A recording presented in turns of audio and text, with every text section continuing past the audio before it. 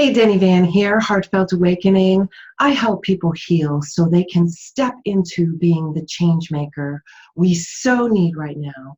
And thank you for joining me in this 6-part series, Mind Map Summary on the book, Reality Maker by Vadim Zeland. And I'm so excited to be bringing this to you.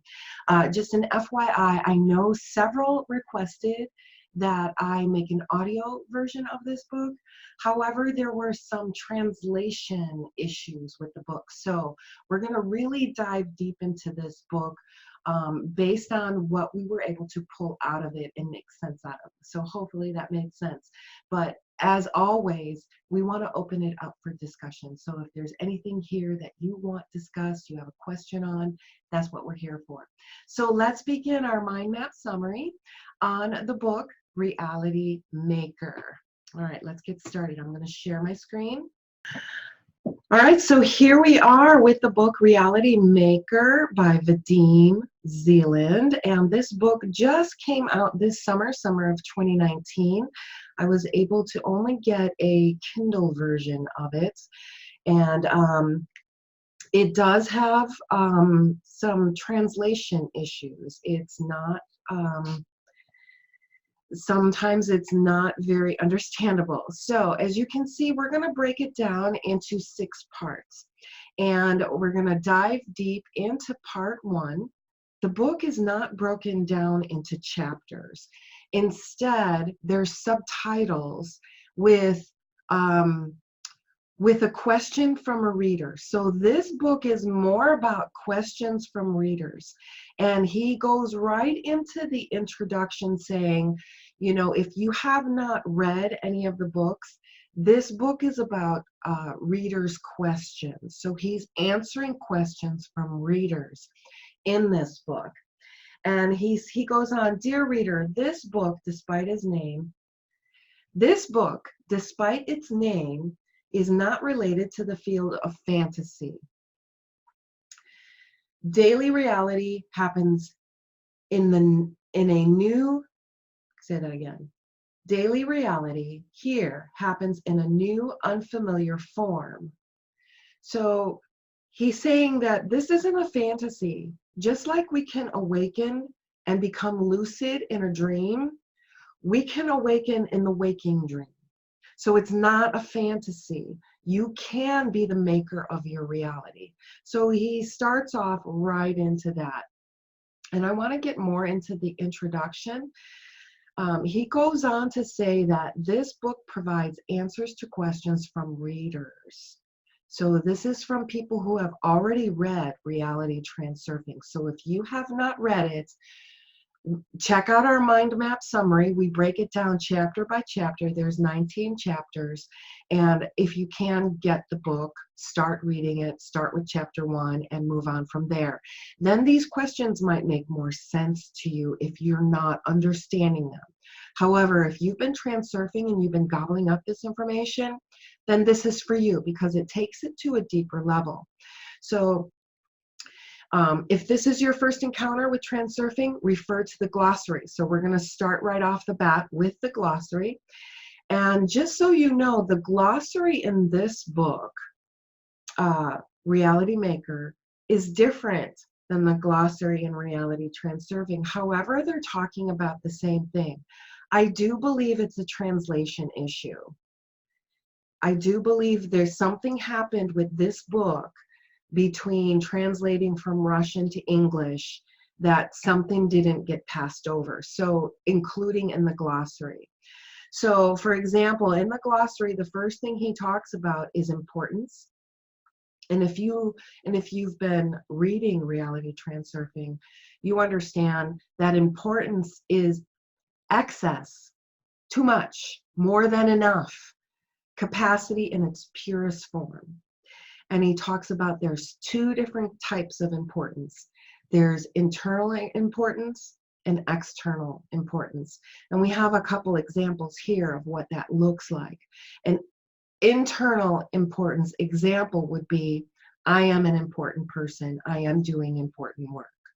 So this would be an example of internal importance. So this is when you start to build that excess potential, when you put importance on you as a person being important, you as a person doing important work. Instead, what you can do, if you've been trying to figure this out, give credit to the big guy. I'm a messenger of God.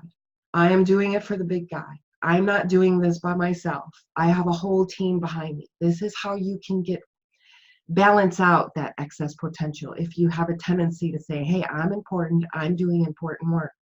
It's really not about you. It's about frailing. So now I have this team behind me doing this work. I am moving forward with support from spirit behind me. Those kind of things can help diffuse that excess potential. Another example is that external importance. It is important for me that these things happen. It's important for me that I go on this trip. It's important for me that I get this job. It's important that these things happen. So this is external, putting importance on something happening outside of you. It is very important for me to do something. So this is creating excess potential, pure potential. And we don't know how the universe is going to balance that out. But if you're putting importance on something, whether it's internal or external, the universe is going to come and balance that out. Okay. So in the book, Reality Transurfing, it also talks about this excess potential, this excess capacity is what they call it in this book. And in Reality Transurfing, it's excess potential. Next is the wave of good luck. And there's a whole chapter in the book, Reality Transurfing, on this. I highly recommend that you read it. But this is a wave that is formed that puts you in a favorable lifeline. Don't catch destructive pendulums that lead you away from good luck. So you're on a lifeline that is favorable. And, you know, you're just enjoying the ride, enjoying the wave, not trying to direct it in a certain way or try to control it in a certain way. This is catching that pendulum of wanting to control things but just ride that wave. And it is a wave. For some people, it goes on for a long time. For some people, it's short-lived because then our thoughts will take us off that lifeline. So this is the wave of good luck or good fortune. It's a whole chapter in the book, Reality Transurfing. Then selection. You make your choice as if you're in a coffee shop or if you're going to pick up a newspaper. You know you're going to pick up the Tribune. So you go to the paper. Who buys a paper anymore? You know you're going to buy a certain coffee, so you go to the corner coffee shop. You just make your selection. You don't go hem and haw. What do I want? Do I want to go this way? Do I want to go that way? No, you just make your selection. This is what Reality Transurfing is saying with everything. Whether it's you want that relationship or you want that money or you want something in particular, you select it, you make your choice. Done. The universe comes and meets you halfway. What we have a tendency to do is we have a tendency to chase our dreams. And usually our dreams are held two steps ahead of us always. We never catch up to them. This is chasing your dream. And this is the missing link with people who practice the law of attraction. I'm dreaming about it. I'm thinking about it. I'm putting importance on it. All of these things and this energy, this excess potential keeps it just far enough away from you.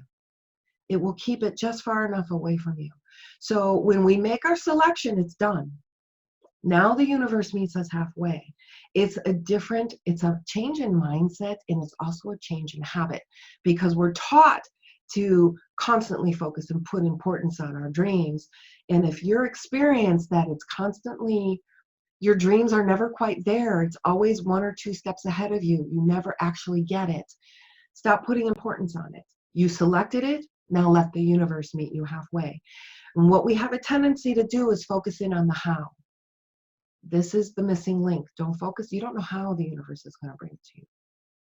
If you open yourself up to let the universe bring it to you and let the universe take care of the how, then it will come and meet you halfway. Hopefully that made sense. Unity of soul and mind. Unity of heart and mind. This is what heartmath.org calls coherence. They actually measure when the mind and the heart create a frequency together.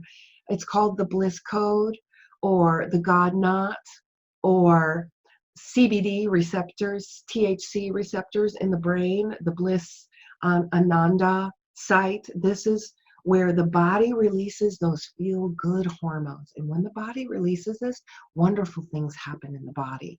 So unity of heart and mind. Don't make any decisions, major decisions, when you're not in unity of mind and heart. If you're making decisions based off of emotions, if you're going through grief, if you're going through some kind of emotional turmoil, don't be making any life-changing decisions while in this state. You want to make decisions when your heart and your mind are in unity. And that's what this talks about. Heart and mind in unity, in coherence.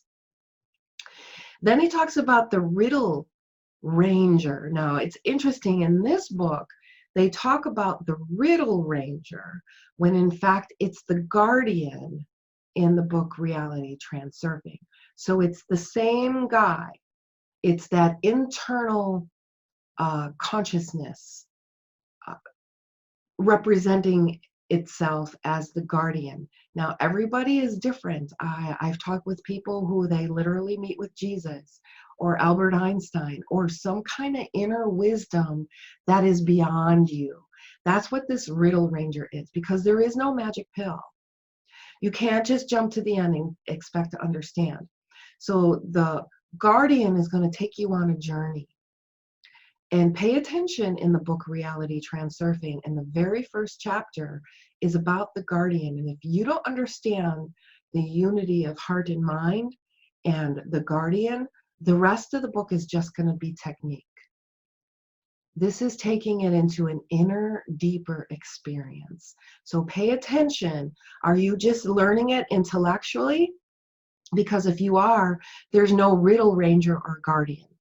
When you bring the heart and mind in unity, the guardian or the riddle ranger or whatever you call that higher consciousness, your higher self is there. Connect with that, because there's no magic pill that can give that to you. You have to experience it.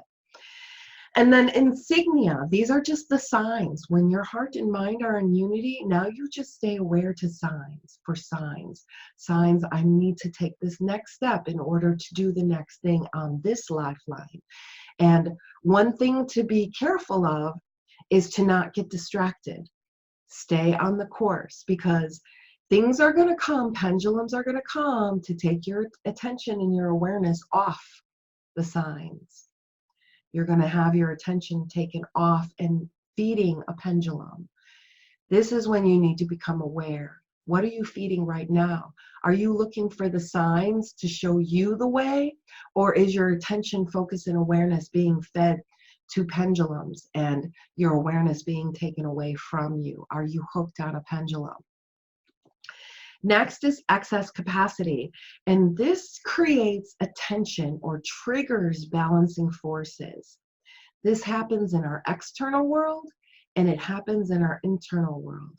When you feel excess capacity within the muscular system of the body, if you're using muscles too much in the neck and shoulder, you create a tension.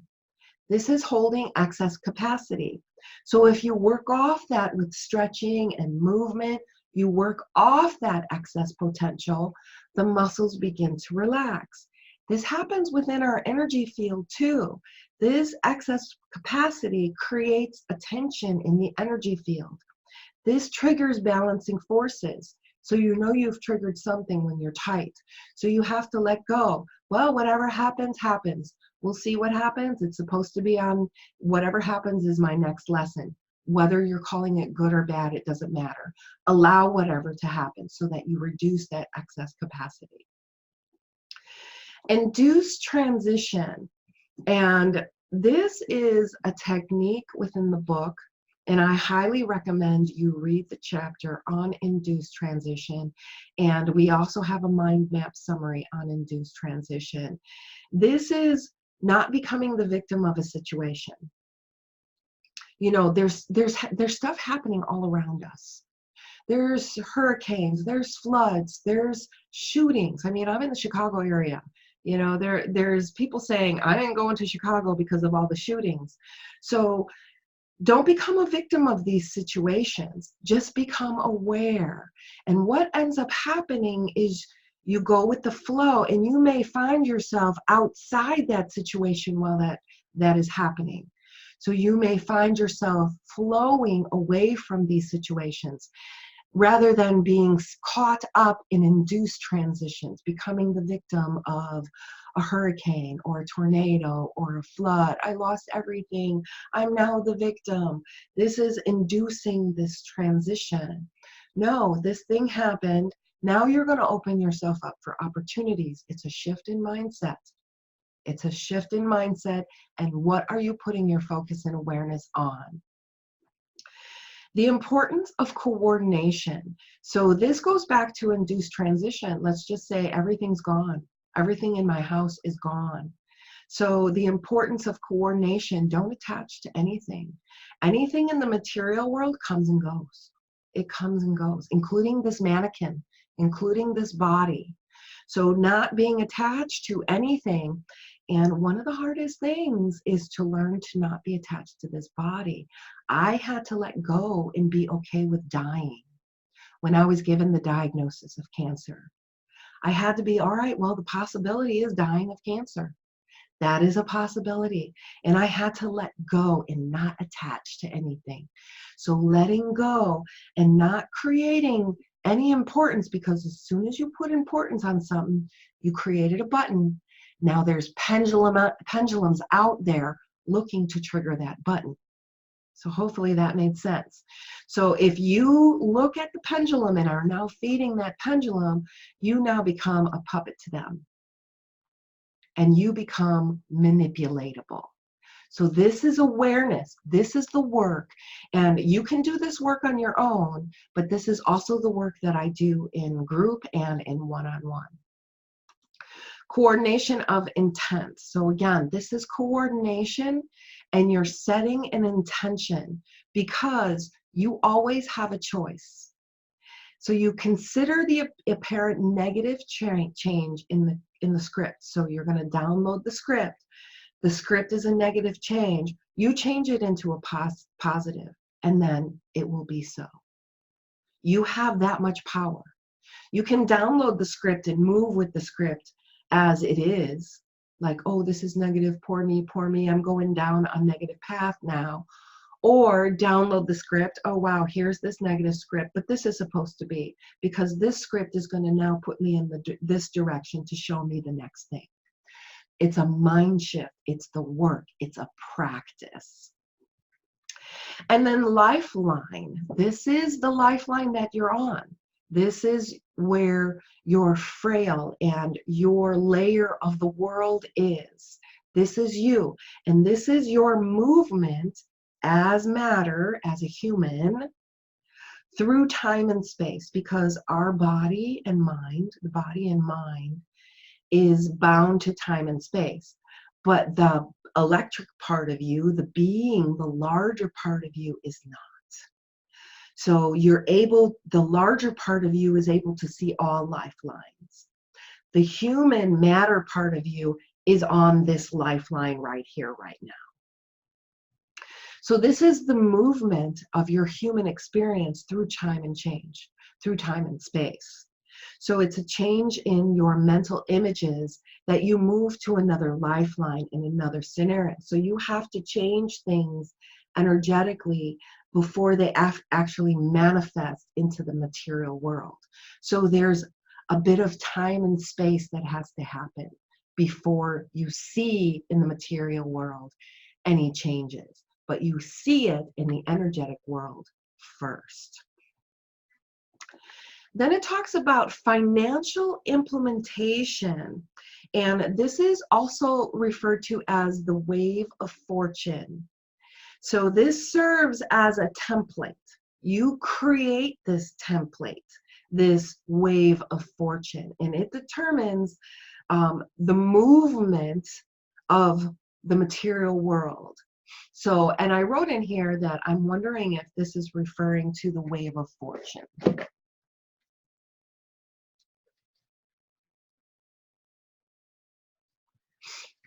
So next is financial implementation. I wrote in here, I'm wondering if this is referring to the wave of fortune. Yes, after further reading, it is. This is one of those translation issues where it wasn't translated into the words that they used for reality transurfing. So in this book, they're calling it financial implementation, whereas in reality transurfing, it's called the wave of fortune. So this is what I came up against when I was asked to do an audio version of the book. So as I was trying to read out loud the book, it just wasn't carrying over into English. So I think what happened between this book and Reality Transurfing is there was a different translation process and they don't match. So this is one of those examples in this book where it doesn't match and it could cause confusion. So pendulum, we know about this, and there's a whole chapter of this in the book, Reality Transurfing. Highly recommend you understand the theory of pendulums. The theory of pendulums is based on physics and the movement of energy and how energy moves and works. So I highly recommend you read this because these are constructs that feed off of our mental energy, and it becomes a thought form, and it just wants to eat energy. It really has no intention or anything like that. Become aware of them, and we work on ways to not feed those pendulums.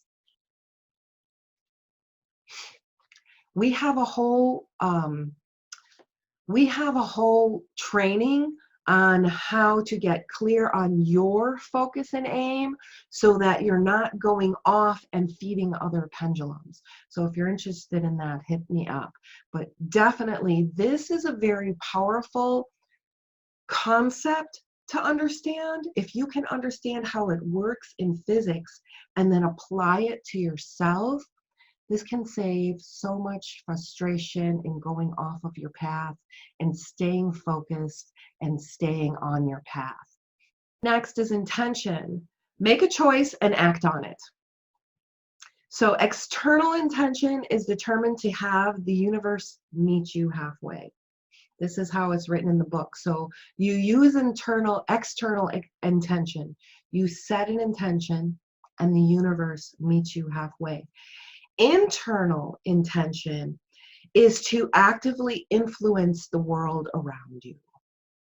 So there's two types of intention. There's internal and external intention. And he goes into how to use those in the chapter on frailing.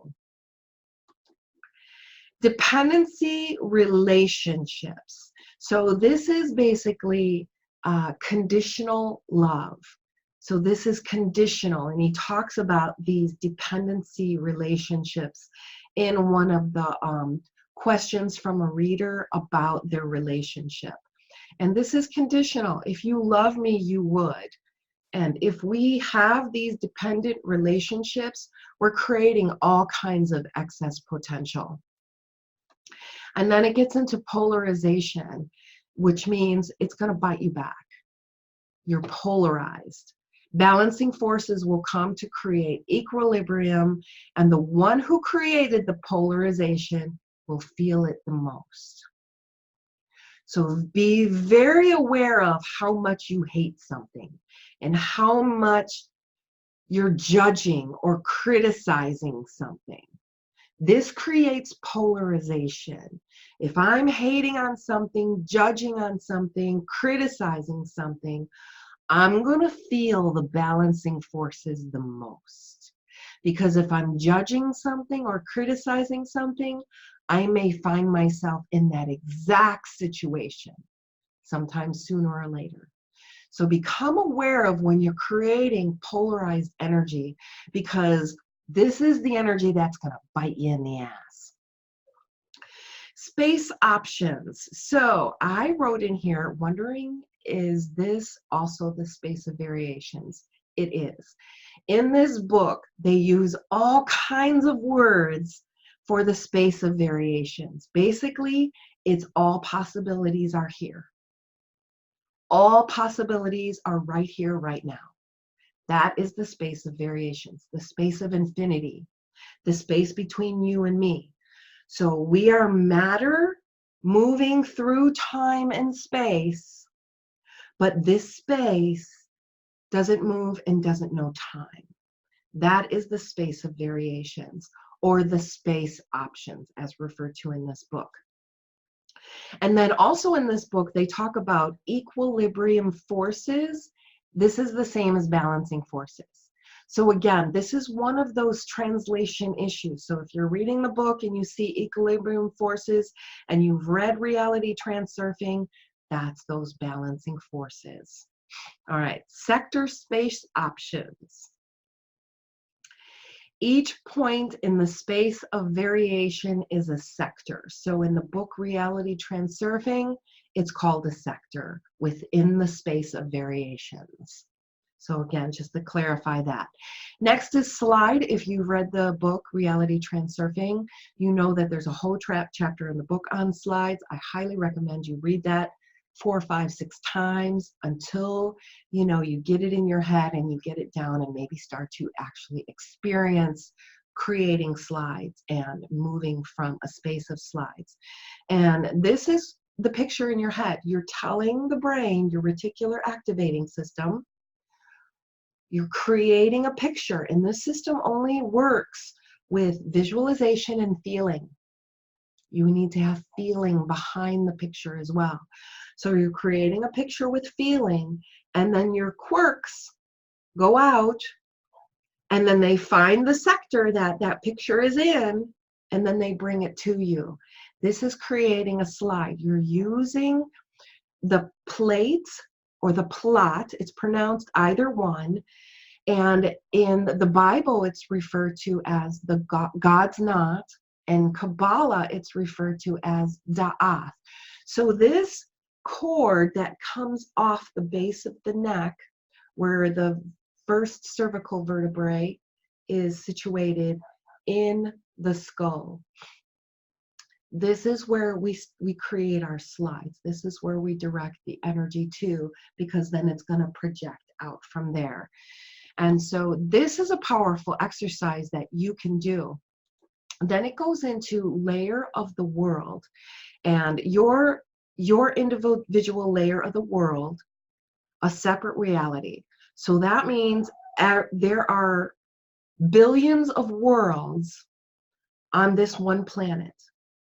So you meet somebody, you're meeting a world. And from that world's perspective, we might not agree on some things, but according to their world, it's true. And so we come from our own layer of the world. And many times we're looking out at other layers. Come back to your layer of your world, because you are a separate reality and you get to create that reality from this perspective. So an individual reality is formed in 2 ways, the physical and the metaphysical. So our physical is our 5 sensory world. We're looking out, we're hearing out, we're smelling out, we're talking out, we're tasting, we're feeling. This is our 5 sensory world. This is our physical world. The metaphysical world is our internal spiritual experience. So this is our layer of the world. We have an external layer and an internal layer. And our internal layer is the cause. Our external layer is the effect. So 4 options he has. And I question if this is the flow of options. Trying to control the situation is like slapping your hands on the surface of the water, where we're just making more of a mess than anything. Instead, just Relax and go with the flow of options. So going with the flow, and that's a whole chapter in Reality Transurfing. We don't want to interfere or make more problems, because most problems will take care of themselves. But if we're making noise and slapping our hands on the water, really we're just making the problems worse. We're just making the problems worse, right? So flow of options, go with the flow. What is the next logical step that feels like it's flowing? So those are questions. What would be the next logical step for me to take? Go with the flow. And one of the worst things we can do is compare ourselves with others. What are other people doing? This is not going with the flow. Go inside. What does it tell you inside? That is the next. That is going with the flow.